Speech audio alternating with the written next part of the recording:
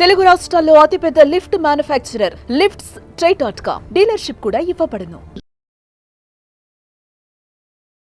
నమస్తే రచిత గారు. నమస్తే ఉషా.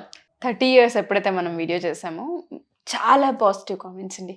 అందులో చాలా మంది అడిగారు మాకు ఈ ఏజ్ కావాలి, ఈ ఏజ్ కావాలి. నేను ప్రతి కామెంట్ కూడా అంటే చెయ్యొద్దు అని అనుకోలేదు. అన్ని కామెంట్స్ చదివాను. ఎవరైతే ఏదైతే అడిగారో అవన్నీ చేయాలని అనుకున్నాను. సో తప్పదు, మీకు ఈ బాధ్యత, మీరు చేయాల్సిందే.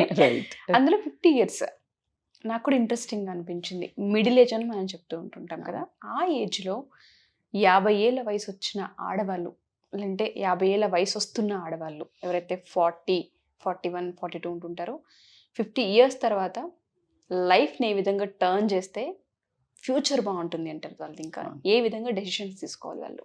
యా, బేసికల్లీ 50 years బాగా అంత హ్యాపీగా ఫీల్ అయ్యాం కదా, చాలా బాగా. నాకు ద బెస్ట్ ఏంటంటే యంగ్స్టర్స్ కూడా రియాక్ట్ అయ్యి రెస్పాండ్ అయ్యి ఫినాన్స్ గురించి చెప్పమని, ఏజ్ గ్రూప్ అని. ఒక ఆవిడైతే ఎంత క్యూట్గా 37 yearsకి చెప్పండి అని పెట్టింది. That so sweet. 30 yearsది కూడా చేశాం కాబట్టికే మళ్ళీ 40 years 30 yearsలో యావరేజ్ తీసుకొని మీరు ఫాలో అవ్వండి ప్రిన్సిపల్స్. సో ఈరోజు మనం మాట్లాడుకునే టాపిక్లో 50 years. అయితే ఇది విమెన్కి అని మనం మెన్షన్ చేస్తున్నాము బికాజ్ మనం కొంచెం పార్షల్ అవుతున్నాం అనిపిస్తోంది నాకు. But at the same time what ever the age group నేను మెన్షన్ చేస్తున్నానో ఇప్పుడు, it is 50 years. I recommend for both men and women because life treats both men and women same. Yes. So life treatment అయితే same. ఇప్పుడు for example yoga ఉంది. యోగా మగాళ్ళకైనా ఆడవాళ్ళకైనా ఒకేలాగా పనిచేస్తుంది. ఏదైనా జబ్బు వచ్చింది, కిడ్నీదో లేకపోతే ఏదో వచ్చింది, ట్రీట్మెంట్ మగవాళ్ళకు వేరు ఆడవాళ్ళకు వేరు అని, లేకపోతే రోగాలు అలా కూడా రావట్లేదు.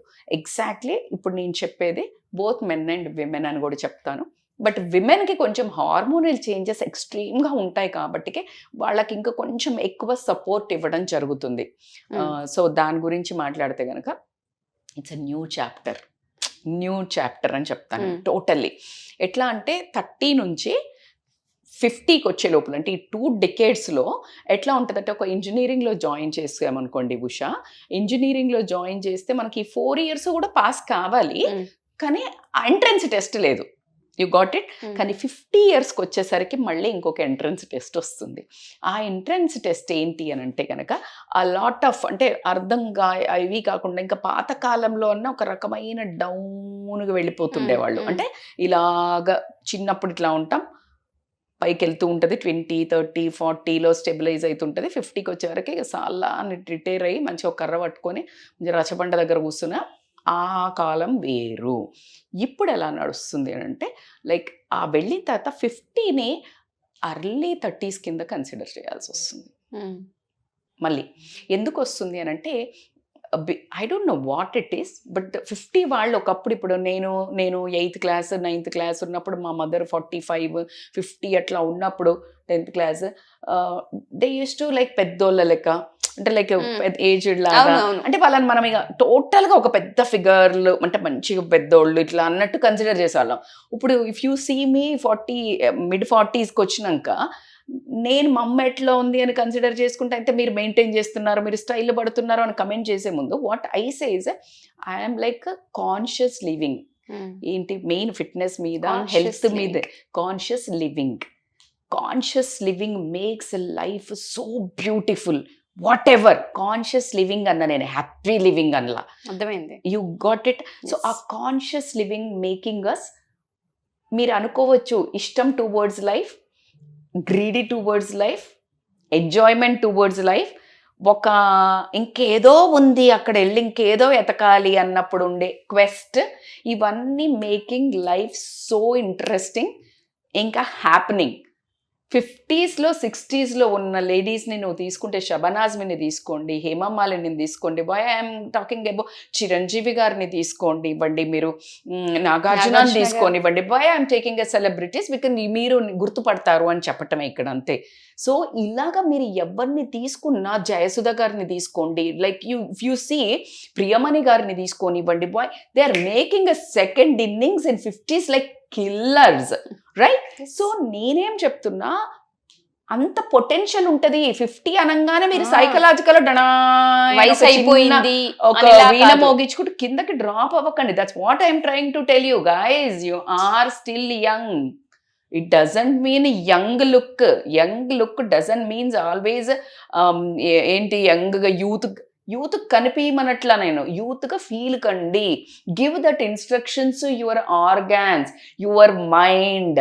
ఫీల్ యంగ్ అంతే. యంగ్ అనగానే ఎగిరి గంతేసి గోడలెక్కేసి చెట్లెక్కేసి కాళ్ళిరు కొట్టుకోమని చెప్పట్లేదు నేను.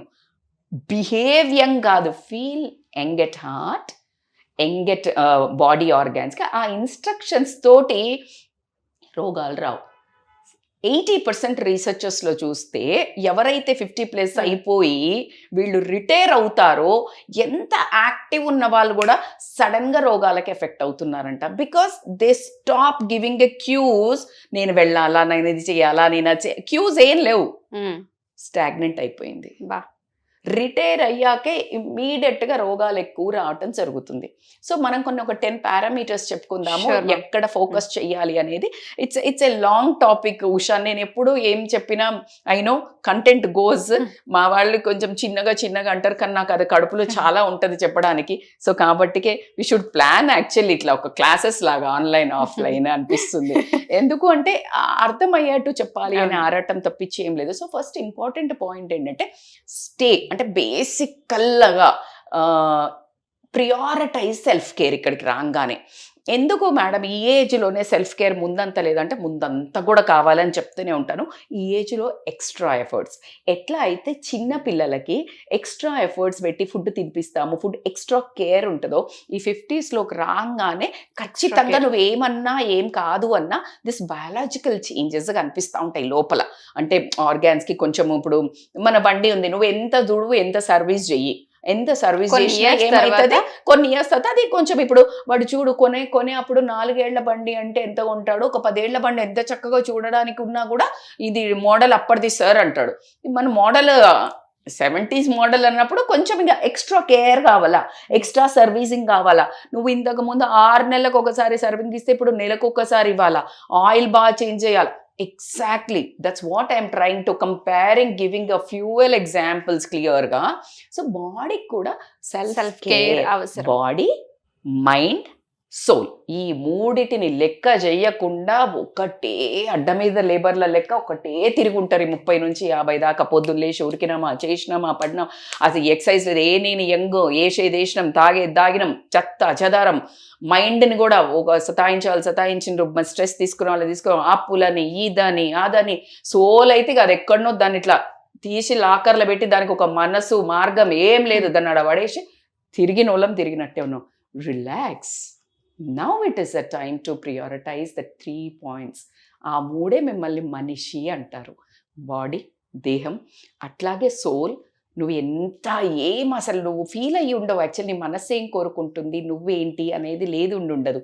బికాస్ ఆఫ్ బాధ్యతలు అనుకోనివ్వండి, బంధాలు అనుకోనివ్వండి, నువ్వు తిరుగుతున్న పని అనుకోని ఏమన్నా అవ్వండి, ఈ రేటు వల్ల. అట్లాగే నీకు మైండ్కి ఎంతసేపు పదను పెట్టి దానికి సర్వీసింగ్ అయితే జరుగుండదు 20 ఏళ్లలో, షెడ్కి పంపించుండవు. సో కాబట్టి it's a time to take a care. ఎట్లా మేడం అంటే, బాడీ అన్నప్పుడు go for yoga or swimming or cycling, ఏదన్నా ఒక యాక్టివిటీ. మైండ్ అన్నప్పుడు మెడిటేషన్ అనుకోనియండి.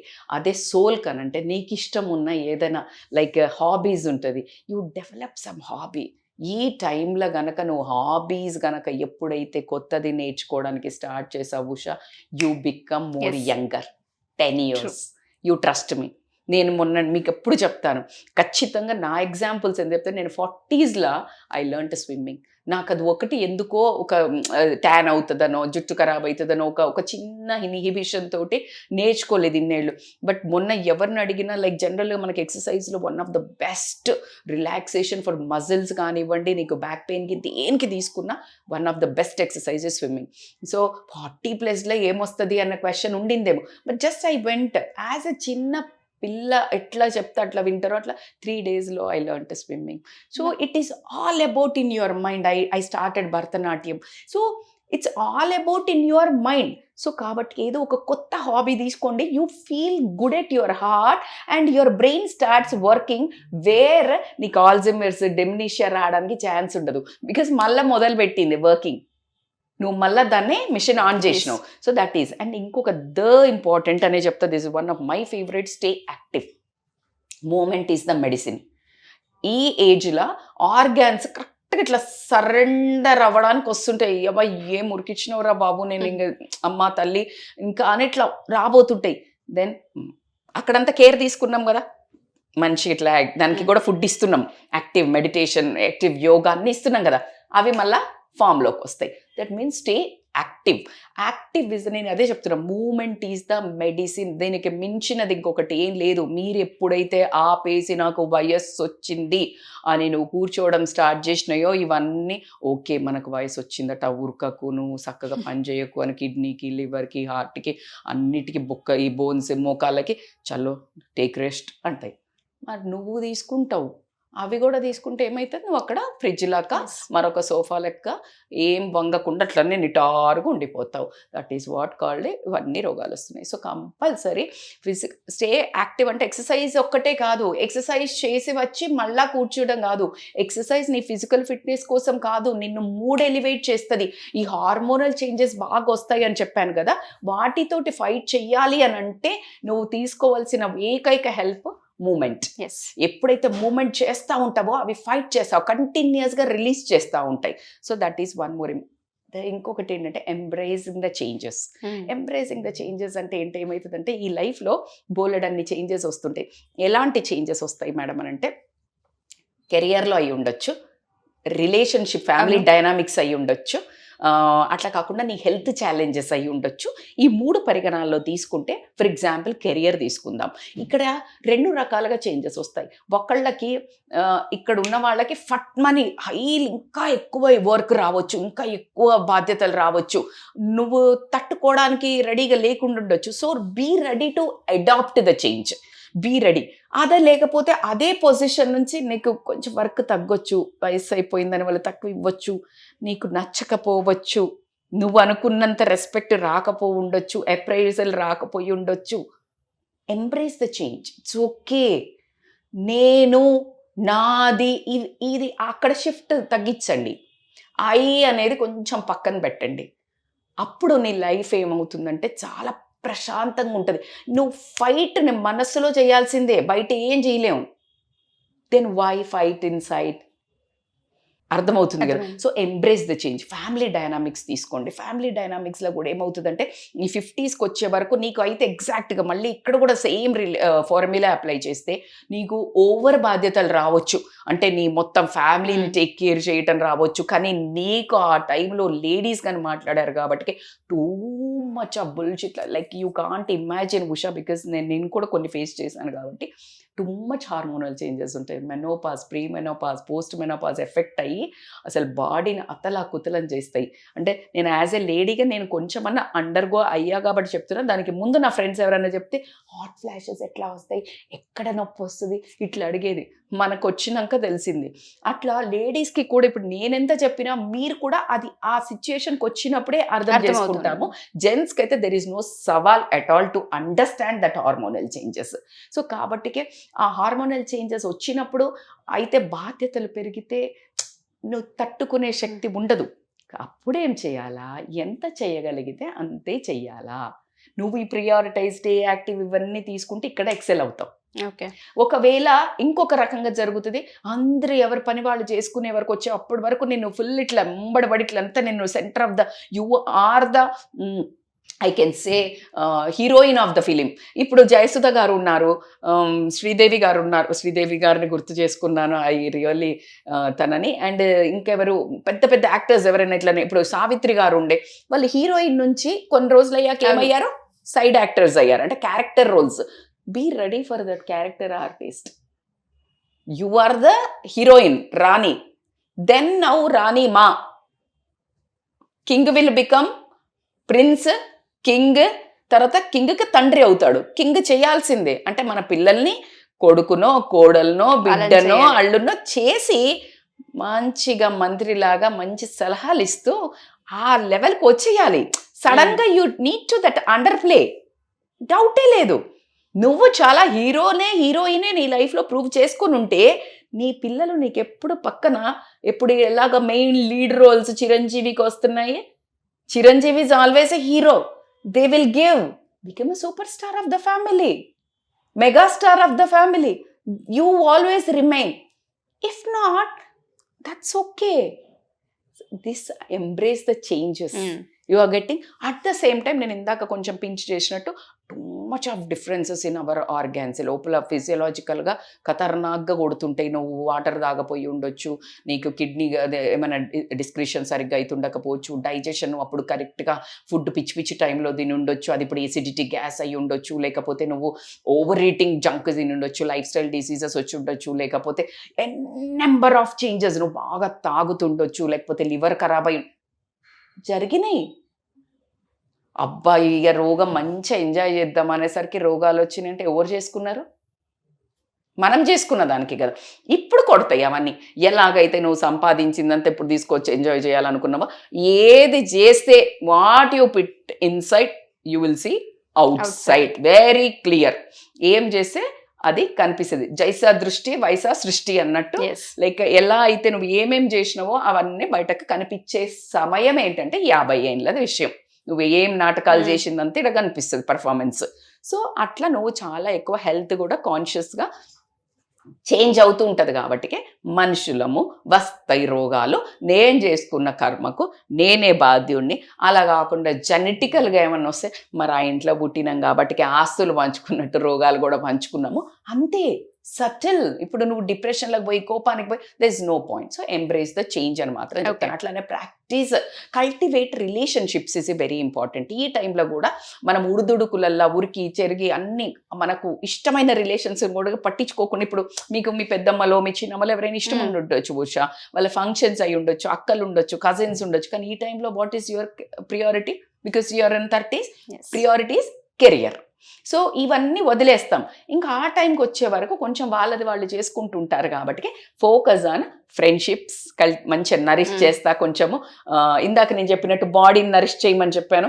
అలాగా ఇప్పుడు ఏంటి, రిలేషన్షిప్స్, ఫ్రెండ్షిప్స్, మన ఫ్యామిలీ రిలేషన్షిప్స్, ఎవరినైతే మనం కొంచెం తీసేసినట్టు పోయామో అట్లా అంతా మళ్ళీ ఒకసారి అబ్బా ఇన్ని రోజులైంది ఇక కూర్చుందాం దా అని చెప్పేసి మంచిగా వీక్లీ ఒకసారి మీటింగ్స్.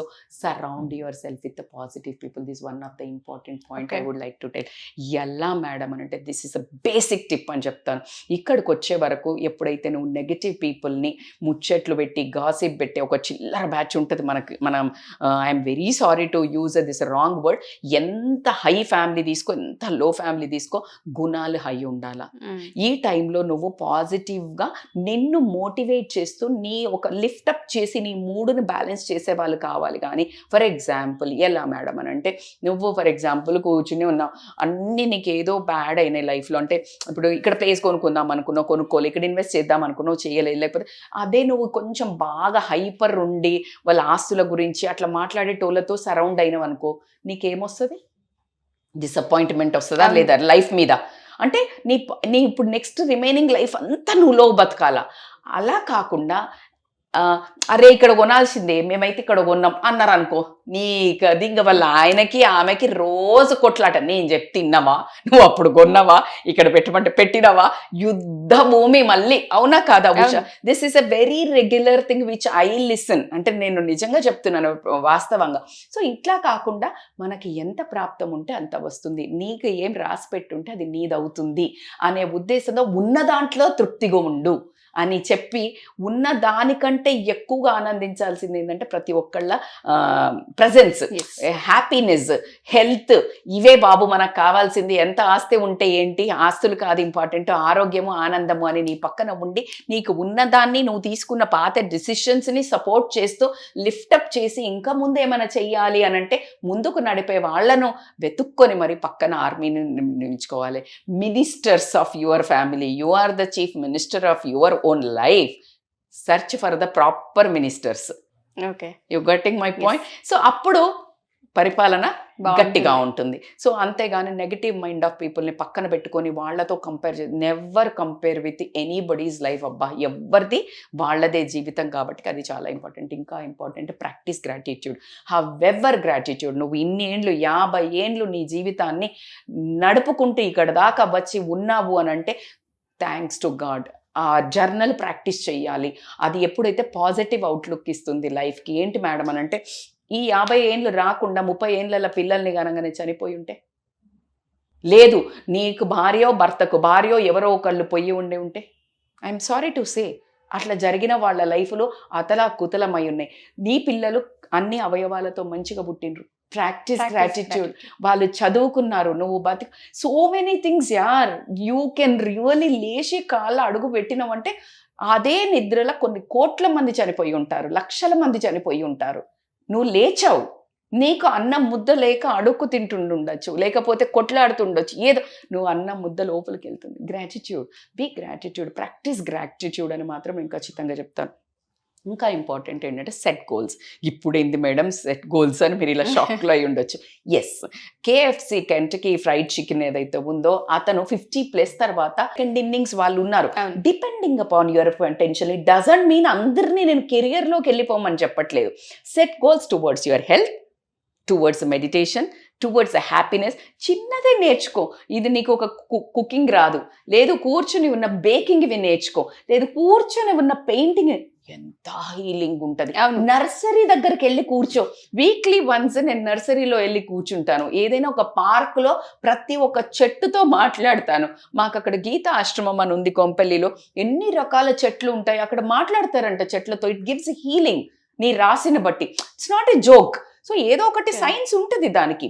సో అట్లా అంత ప్రాక్టీస్ చేయి. లేకపోతే కెరియర్ నువ్వు ఏదైనా ఒక దాంట్లో ఉన్నావు, దాంట్లో ఒక చిన్న వింగ్ నేర్చుకొని ఒక 6 months ఏదైనా కోర్స్ నేర్చుకొని కూర్చొని చేసేటి చేయి. That makes your mind so sharp rather than కూర్చొని ఇక పాత లెక్కలన్నీ వేసుకుంటే గేమ్ ఇట్లా చేసింది, నేను ఇట్లా చేసిండు, మా ఆయన ఇట్లా చేసిండు, మా ఆయన వేస్ట్. నువ్వేమన్నా చిత్రగుప్తునువా పాత లెక్కలు రాయనికి? కాదు. నువ్వేం చేస్తావు అంటే you focus, you learn some dance, you learn some hobbies. So ఇట్లా గనక నువ్వు గనక గ్రాటిట్యూడ్ఫుల్గా ఉంటే మాత్రం సెట్ గోల్స్ చేసుకుంటే నీకు ఒక డిరెక్షన్ దొరుకుతుంది లైఫ్లో. అప్పుడు యాక్టివ్ ఉంటుంది లైఫ్, బోర్ కొట్టదు. సో ఏదైనా తీసుకోండి మీరు. నేను ఇలాగే కెరియర్ చూస్ చేసుకోమని నేను చెప్పడం లేదు. కెరియర్ కాకుండా యోగా నేర్చుకుంటా, మెడిటేషన్లో ఎక్సెల్ అవుతా, మెడిటేషన్ని కాంకర్ చేస్తా, నా మనసు మీద నేను చేస్తా. ఎవరు నన్ను హర్ట్ చేసినా నేను రియాక్ట్ అవ్వను, రెస్పాండ్ అవుతా. ఇప్పుడు ఎట్లా ఉంటుందంటే మనం ఫస్ట్ పాలు పెట్టాము, కొంచెం ఇట్లా బాయిల్ ఎట్లయితుంది, కొంచెం ఫస్ట్ అయినా డమ్మని అవుతుంది. సిమ్ చేస్తే ఏమవుతుంది, అక్కడక్కడే చక్కగా మసులుతూ ఉంటాయి. ఎగ్జాక్ట్లీ సిమ్ పెట్టు వాస్ లైఫ్. సిమ్ పెట్టి చక్కగా అక్కడే ప్రశాంతంగా నువ్వు నీ ఒక తమాయించుకొని కాన్షియస్ లివింగ్లోకి వెళ్తే కనుక చాలా బాగుంటుంది. అట్లాగే వచ్చిన తర్వాత సపోర్ట్ చాలా అవసరం. ఇక్కడ ఏమవుతుందంటే మనకి ఇన్ని రోజులు సపోర్ట్ అవసరం పడదు. ఇక్కడికి వచ్చేవరకు ఒక రకమైన గైడెన్స్ అవసరం ఉంటుంది. అంటే ఏం చెయ్యలేదనో, లేకపోతే ఎన్నో చెప్పుకోవాలనో, ఎన్నో తప్పులు జరిగి ఉంటాయో, ఒప్పులు జరిగి ఉంటాయో, పిల్లల గురించో, హస్బెండ్ గురించో. అలాంటప్పుడు you don't go back. Professional support తీసుకోవడానికి వెనక్కి అస్సలు వెళ్ళకండి. Counselling support important. మొన్న మనకి ఆదోర్ నుంచి ఎవరో వచ్చారు ఒకళ్ళు, కర్నూలు నుంచి. వాళ్ళు చెప్పుకోవడానికి లేరు మనుషులు. It's not a joke. నేను ఎన్ని అవర్స్ తీసుకున్నారో, but I gave my time. Because అసలు అక్కడి నుంచి మనుషులు ఒక చెప్పుకోవడానికి వచ్చానంటే జీవితంలో అంతకంటే బాధాకరమైన విషయం ఏం లేదు. సో కాబట్టి సీక్ సపోర్ట్. ఒక మంచి ఫ్రెండ్, ట్రస్టెడ్ ఫ్రెండ్స్ పెట్టుకోండి. నేను మిగతా అందరికీ కూడా మీరు ఒక ట్రస్టెడ్ ఫ్రెండ్గా ఉండండి. మనం పెట్టుకోండి అని చెప్పే ముందు నువ్వు ఉండాలి కదా. So that is how you become a trusted friend. At the same time ఫ్యామిలీతో కానీ ఏదైనా ఫిజికల్, ఇంకొకటి ఖచ్చితంగా ఈ ఏజ్కి వచ్చే వరకు ముందైనా అవసరం పడదేమో కానీ మెడికల్ ఇమీడియట్గా చెకప్స్కి, ఇంతకుముందు లాంగ్ టర్మ్ వెళ్తే ఇప్పుడు రెగ్యులర్గా వెళ్ళండి. ఎందుకంటే ఏదైనా ముందు పొంచి ఉన్నది, ఇప్పుడు మనకి వెదర్ రిపోర్ట్ ఎట్లా వస్తుంది, పలానా టైంలో ఇది వస్తోంది, వర్షం వచ్చేట్టుంది, గొడుగు పట్టుకొని పోతావు అంతే. వర్షాన్ని ఆపం, వర్షాన్ని ఆపలేం కదా, గొడుగు పట్టుకొని వెళ్తాం. పలానా భూకంపం వస్తోంది, ప్రెగ్నెంట్ ఉన్న వాళ్ళు బయటకు వెళ్ళదు, ముందు చెప్తుంది వెదర్ రిపోర్ట్. అట్లాగే నీకు కూడా రిపోర్ట్, వెదర్ రిపోర్ట్ లాగా ఒక రిపోర్ట్ చెప్తుంది, బాస్ నీకు కొలెస్ట్రాల్ ఎక్కువ ఉంది, కొంచెం ఒళ్ళు దగ్గర పెట్టుకొని తిను, ఒళ్ళు దగ్గర కేర్ఫుల్గా ఉంటావు. So that's how you need a routine checkups అని చెప్తాను. అట్ ద సేమ్ టైం ఏంటి అని అంటే బేసికల్గా మనము ఏదైనా ఈ ఏజ్లో ఇంకొక ఇంపార్టెంట్ ఏంటంటే అనుకోకుండా మనకి ప్రాబ్లమ్స్ వస్తాయి, అంటే సడన్ క్రైసిస్ ప్రాబ్లమ్స్ వస్తాయి. I'm sorry to say, but ఏవైనా వస్తాయి. మనతో ఉన్న వాళ్ళు ప్రాణాలు వదిలేయచ్చు, మనతో ఉన్న వాళ్ళకు భరించలేని రోగాలు రావచ్చు. భరించలేని అంటే క్యాన్సర్ తీసుకోండి, ఇంకేదన్నా తీసుకోండి, అది నువ్వు ఎక్స్పెక్ట్ చేయలేనివి అవి.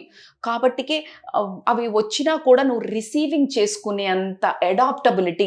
జీవితము పర్మనెంట్ కాదు, ఆస్తులు పర్మనెంట్ కాదు.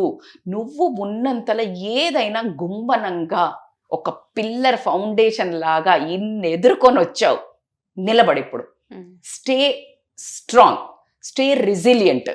ఏమొచ్చినా కూడా షేక్ అవ్వకుండా. ఇప్పుడు ఫర్ ఎగ్జాంపుల్ ఉందిరా, నువ్వు ఇప్పుడు కారు నడుపుతున్నావు, మంచి బంప్ ఫుల్ ఇట్లా వచ్చింది, ఏమంటారు దాన్ని, స్పీడ్ బ్రేకర్స్ వచ్చాయి, నువ్వు ఇట్లా చూసి వెళ్తున్నావు, ఢక్కని తగులు తెగిరి ఎక్కడ పడతావు. అదే you know that it is conscious and you తమాయించుకొని వెళ్ళి మెల్లిగా దిగుతావు. అదే సేమ్ బంపర్, నువ్వు వెళ్ళే పద్ధతి మారింది అక్కడ. Exactly now understood. నీకు ప్రాబ్లమ్స్ వస్తుంది, ఇప్పటి నుంచి be ready for anything and everything.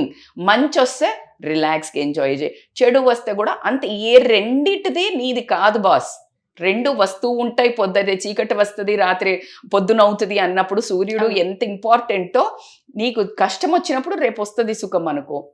సుఖం వచ్చినప్పుడు అరే బాస్ మరి ఏమంటారు కదా, మితిమీరి చెయ్యకు, మిడిసి పడకు, రేపు పొద్దున ఎప్పుడైనా దెబ్బ తగులుతుంది. సో కాబట్టికే ఒక మనిషి హుందాగా ప్రతి ఒక్క దాన్ని గుంబనంగా తీసుకుని ప్రశాంతంగా ఉండే ఒక అడాప్టబిలిటీని మాత్రం ఇక్కడ కంపల్సరీ పెంచుకోవాల్సి వస్తుంది.